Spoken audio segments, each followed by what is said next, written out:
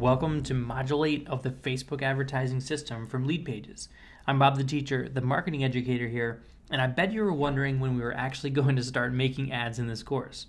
The reality is, the actual ads of Facebook advertising should be your last priority, and so it's essential that you laid the framework of goals, conversion pixels, audiences, retargeting pixels, and landing pages before wasting a lot of time and money creating ads that simply won't convert. Before you create your ads, remember that your ads are meant to draw in potential subscribers and customers by getting them to click. They are not, by themselves, designed to sell your products and services. They are a brick in that pathway leading through your landing pages, follow-up messages, and additional communication towards the sale. To make sure your ads perform the best, couple your ads with your key custom audiences and save target groups. Your ads are comprised of three primary elements: a post, a compelling image, and a hot call to action. The more your ads can feel like regular Facebook engagement, the better your results will typically be. Finally, make sure you are using Facebook's Power Editor to take more control of your ad settings. Let's take a look at a couple of effective ads that have been created by LeadPages customers recently. Michael Hyatt used this ad targeting fans of Marie Forleo to give away a free ebook. Suzanne Evans used this ad to feature the diversity and energy of her target audience. Jeff Yalden emphasized his authority as an inspirational speaker to market his continuing education program for professionals that deal with teen suicide prevention. James St. John used this ad to connect with other virtual assistants who enjoy working from home and coffee shops. Freddie Lansky used this ad during a recent promotion to give away a free chess DVD for his online chesslessons.net sales funnel. And James Wedmore uses his goofy personality to attract attention for a free YouTube webinar. Getting inspired yet? Awesome, let's go.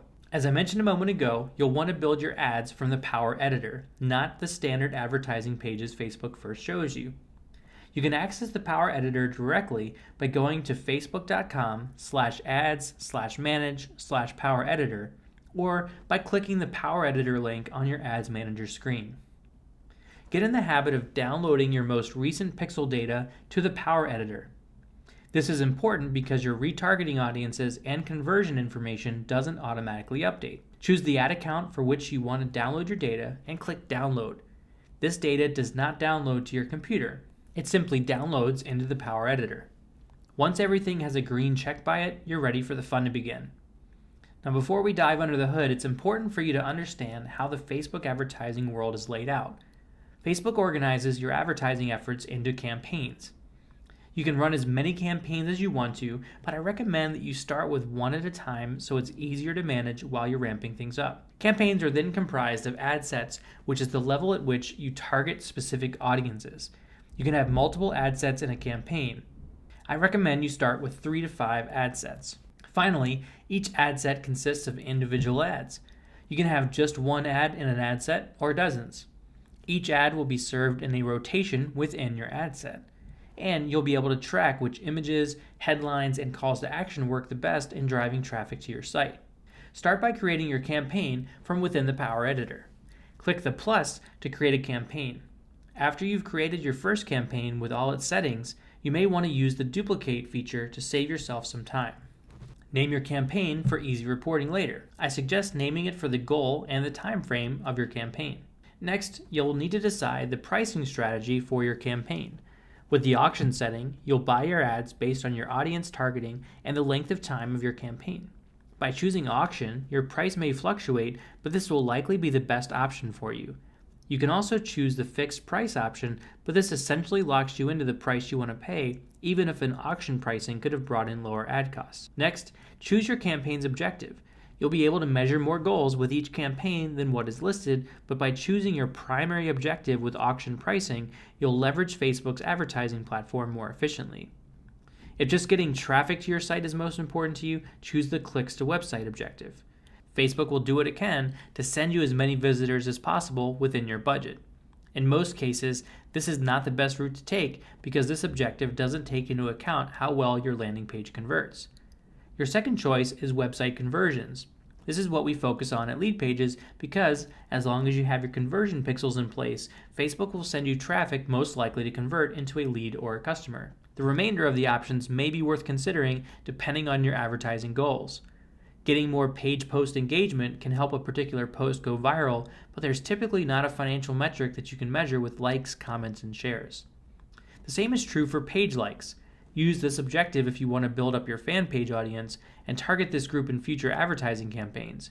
But with Facebook showing less and less business page posts in the news feeds of fans, this is typically not a great option for you. Again, here at LeadPages, we focus our campaigns on website conversions because it's a lot easier to measure success or failure based on the advertising campaign's impact on our list growth and our bottom line. So I recommend setting up your campaign as an auction with website conversions for leads and sales. Review your campaign settings and make adjustments when you need to. Notice there's an on switch in the status column when your campaign is ready to go. Before your campaign can run, you need to create at least one ad set and at least one ad. Click the Ad Sets tab and then the plus to create your ad set. The next time you do this, use the duplicate button to save yourself some time. Now, choose your campaign for your ad set. You can also create a new one if you skip that step. Then, name your ad set for easy reporting. Since an ad set is matched to your ideal audience, you may want to name your ad set based on what you're offering and who it's targeted to. The first thing you'll do with your ad set is determine your budget. By selecting per day, your ad set will run at a deliberate pace throughout your campaign window. If you want to get your traffic as fast as possible, use lifetime budget, and Facebook will run your ads as fast as possible. When you're first starting out, I definitely recommend using the daily budget option so you can keep an eye on your progress. Otherwise, you could lose a lot of money in a short amount of time with not much to show for it. If your priority is as much traffic as soon as possible, then use the lifetime budget option. Next, choose the time frame by starting your ad set on a particular day and time, and the end time. You can always renew an ad set, so I recommend starting out with a 1 or 2 week window. Under ad scheduling, choose more options, and that will allow you to choose particular times of the day and days of the week to run your ads. Running ads towards busy parents is probably not ideal between 7 and 9 a.m. or 4 and 7 p.m. during the week. Notice that these time windows are based on the user's local time, not your own. Next, edit your audience. Ideally, if you followed my steps in the earlier modules, you'll have a saved target group or a custom audience pre-made to choose from. If you didn't, however, you can create your audience now. Additionally, you can narrow your target or custom audience further for this particular ad set if you like. You have several options for where to run your ads, and you set this option at the ad set level. Facebook changes how it displays ads on different devices frequently, so I recommend that at the minimum, you show your ads on the desktop newsfeed and the mobile newsfeed so your ads come across as stories. Recently, Facebook eliminated a couple of the ad blocks that show in the right column on the desktop, so now there are only 2 ads showing at a time, and they are slightly larger. So give those a try as well. If you want to really geek out on your conversion metrics and analytics, do one placement setting per ad set and call your ad set by the placement you're choosing. That way, you'll know how well your ads are doing based on where they are showing up. Within the mobile settings, you can also just show your ads within an ad set to users of a specific type of phone. Android devices, Samsung, Motorola, Google, or iPhone iOS devices. A recent ComScore report showed that iPhone users' median annual income is 40% higher than Android users. So if you're targeting more affluent buyers or those that engage more actively with apps on their phones, specify iOS devices only. Next, choose your optimization setting. The first few ad sets you put together, you'll likely want to optimize for clicks so you can get enough traffic to your pages that have conversion and custom audience pixels on them. However, once you have enough traffic, we recommend optimizing for conversions. This is why it was so important to start the process earlier with setting up those pixels on the right pages. If you skip that step, make sure you go back to modules 3 and 4. A good rule of thumb is to run your ad sets optimized for clicks until you've had 5 sales of your product and/or 30 leads added to your list. Next, you'll choose your pricing options. For this, we prefer to use get the most conversions at the best price because we'll typically get a better ROI than if we choose set the amount a conversion is worth to you. Review the ad set you've saved and remember to activate the ad set when your ads are ready with that status switch in the ad set list. Now you're ready to create your ads. Click the Ads tab from within the Power Editor and click the plus to create your ad. In the future, use the Duplicate button so you don't have to create your ads from scratch. especially if you're wanting to rotate various ads to test which one works the best. Choose the campaign for your ad from the ones you created, then the ad set from the ones you've set up. Name your ad for easy reporting. I recommend you name your ad after the primary feature of the ad that sets it apart from the other ads you are going to create. For example, the primary color of your image or the main phrase of the text. In your ad editor, you'll be able to adjust the post content, the image, the headline, and the destination URL of your ad. Remember, when it comes to your ad, the most important thing to focus on is getting the right people in your target audience to click the ad and visit your landing page. First, choose which page represents your ad when it shows up in the newsfeed. Since you are using the Power Editor from within the Business Manager, you'll have access to all of the pages you're an admin for. Next, choose to create a new post that won't appear on your business page or use one of your existing posts. If you've heard the term dark post before, you're now seeing this in action. A post that's made into an ad but doesn't show up in the regular business page's newsfeed. Next, enter in the destination URL of your ad. This is where users will go to when they click on your ad. This should be that high converting landing page you created in the last module, or to a high converting blog post that you want to drive more traffic to. And ideally, your landing page should match the text, image, and post content of the ad you're using. The text box is where you enter in your post information or story.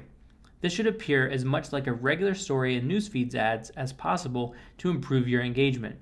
Using questions and provocative statements is a good way to go to get viewers to continue reading your ad. Test out varying lengths and styles of your post to see what works best.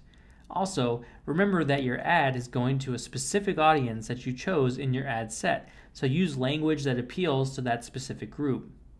Next, Facebook allows you to enter the link description. This is what shows up below your ad headline, which is below the image. This is where you should repeat or focus on the primary benefit and encourage action. Next is the ad headline, which is the large text that appears below your image. I recommend you create a headline that intrigues your target audience to want to know more. It's not typically effective to use a headline that expects a sale. You want to drive eager audiences to your landing page, and that's where you're wanting to focus on conversion to lead or to a sale. However, encouraging them to get something free, like a video, audio, or resource guide, typically converts quite well. Review the text elements of your ad and check out how it will look in the various locations you chose for your ad set. Now you're ready to add the image of your ad. Click Select Image and then Upload Image. You'll be adding your image to the Facebook Manager image library, so you'll be able to use these images easily in the future. Make sure you use an image that is sized at 1200 by 627 pixels, or whatever size Facebook currently requires. They typically change this requirement every 3 to 5 months. One great tool non-designers can use for creating images is called Canva.com. This is a free online web app, and it even includes a default size for Facebook ads in their dashboard. When you're creating your images, make sure you keep text areas to less than 20% of the total image. You can visually grid 20% blocks to help ensure the text area is within this restriction. Do this horizontally and vertically to get a general idea of the available area. It may be helpful here to geek out on these numbers a bit, since it's pretty likely your text area will not fit neatly into one of these horizontal or vertical bands. The 1200 by 627 pixel area results in about 750,000 square pixels.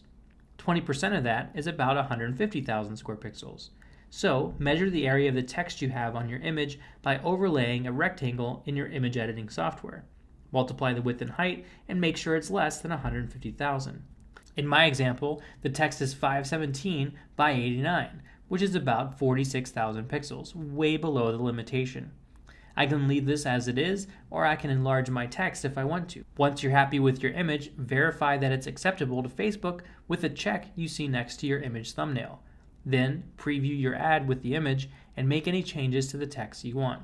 Next, decide if you want to add a call to action button. You can leave this off or choose from the options that are available. In the case of a free download, you may want to try the download button, but we also see a lot of success with Learn More. The one we see that converts the lowest is Shop Now. Preview your ad again, this time with the call to action button. Consider running multiple ads within this ad set where you are testing the effectiveness of the call to action button. If you have more advanced tracking involved in your marketing, feel free to add optional URL tags. Next, and this is very, very important, choose which conversion pixels are linked to this ad. Choose as many pixels as you've set up so Facebook can track what's working and what's not. At a minimum, you should have lead and sale conversion pixels set up. See Module 3 of this course if you need a refresher. Next is the optimized conversion pixel. If your ad set is running based on optimized for conversions, this is also very important. Choose which of your conversion pixels is the most important for Facebook to track. That way, the traffic Facebook sends you will be optimized for that type of conversion. You're all set with your ad, but I'd recommend testing a few variations of your ads to get the best results. Duplicate your ad using the duplicate button within the ad manager. Change a single element for your ad, such as the image. You can try a completely different image with the same text on it, or you can use the same image with no text on it. You can be creative. You can also test out different headlines, post text, ad headlines, call to action buttons, etc. If you want to also test different segments of your target or custom audience, create a duplicate ad set and then modify your ads as you wish. For example, in my fake fitness business, Buff Bob's, I would use the ads I just created to target females, and this ad may be a better fit for the guys in my audience. Remember to check that text area to make sure it stays within the 20% limitation. Congratulations, you're now set for creating your ad campaigns. Here are a couple of reminders of what we've gone through in this module. Facebook's advertising environment consists of campaigns, ad sets, and ads. Each level has settings you'll want to tweak for your particular objectives. Set your budget and pricing strategy for initial testing and then scalability. For example, remember to use the daily budget limit so your traffic is spread over a period of days to better monitor your initial results. Create your ads and ad sets specifically for your target and custom audiences, tying together relevant ads with your high-converting landing pages and blog posts. Now, before you go on to the next module, make sure you've downloaded the materials I've created for you to ensure your Facebook advertising success. Simply click on the button below to download all the videos, audios, handouts, and the Facebook advertising system mind map. Just enter in your email address and let me know where we can send those files to your inbox. When you're ready, go ahead and jump into the next module, and I'll lead you further down the path of growing your business with Facebook advertising and LeadPages.